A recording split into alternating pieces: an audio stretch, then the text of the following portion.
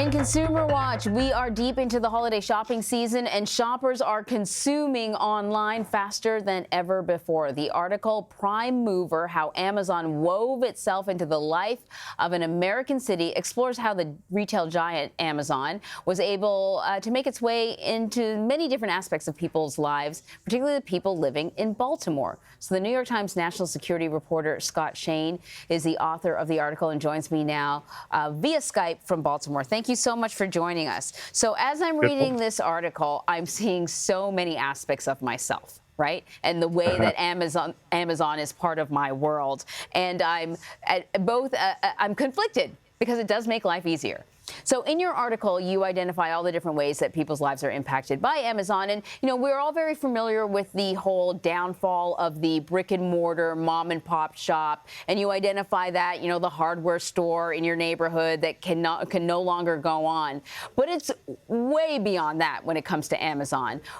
What were some of the sort of most surprising areas that you learned about that Amazon had infiltrated and dominated? Well, I mean, part of this is in Baltimore is that there are two big warehouses, and you know when you order something, those are the folks who are putting it in the box and sending it off to you, and there are close to 5,000 people in these two big warehouses working. So some of it has to do with direct economic impact on their lives and the sort of work rules. They work very tough 10-hour shifts at these warehouses. So it sort of starts with that. I went to the airport here, BWI Airport, Baltimore, Washington International, and I was sort of amazed at the size of the shipping operation that Amazon is building there. They've already surpassed UPS and FedEx combined at the airport, and they've just opened a facility that's going to make that several times what they're handling now. Then you have Amazon Ring. Some of the viewers undoubtedly have these Amazon Ring video cameras at their doors. Those are being adopted, in suburban locations to kind of deter package theft. But there's also a pastor in Northwest Baltimore in a fairly high crime area who's trying to get subsidized video cameras to put on people's homes to deter crime. But these videos can be shared with the police with a click. And so some civil liberties advocates are concerned about the implications of sort of this surveillance, neighborhood surveillance going on everywhere.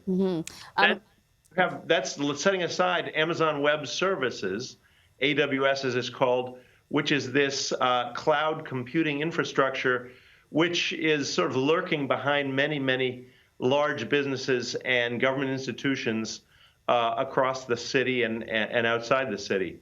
So it's kind of everywhere. Yeah, sucking up all that data, not just the data that we're providing, but the data that many of the organizations and city sort of services that we interact with. It's also sucking up all that data too and holding on to it. Amy Webb, the founder of Future Today, the Future Today Institute, is quoted as saying that Amazon is the invisible infrastructure that powers our everyday lives.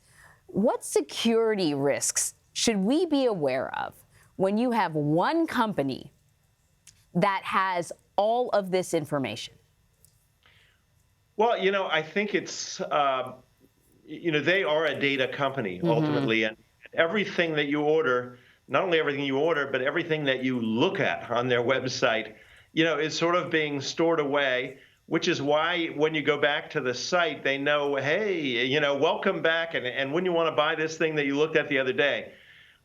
So people, I think, have different attitudes towards how private they want to be about those kinds of things. But I think the way in which Amazon has permeated American life, not only on the consumer side, but in the computing infrastructure, in the transport infrastructure, and employment, I think it does create a remarkable dependence of our lives on one company. And I think that's why Congress and some of the regulatory institutions are beginning to look at Amazon in terms of antitrust. Does this company have too much power? Yeah, there's a lot of debate about just whether or not they are indeed good corporate citizens.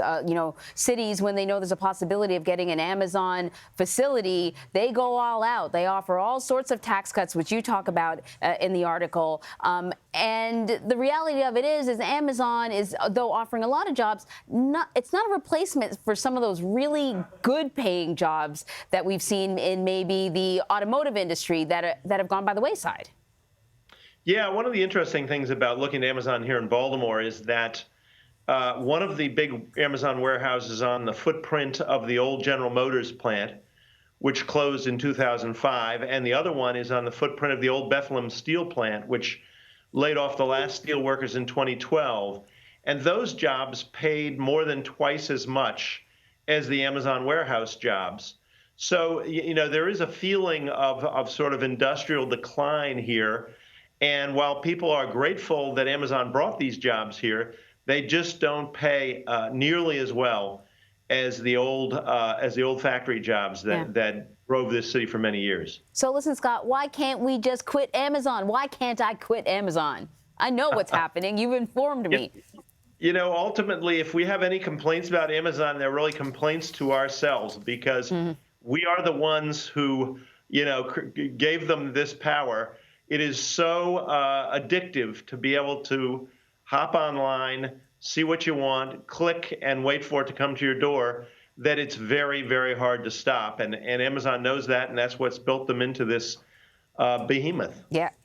Scott Shane, I encourage people to seek out the article. It's a long one. We couldn't even get to a lot of the stuff that you write about, so thank you so much. You're very welcome.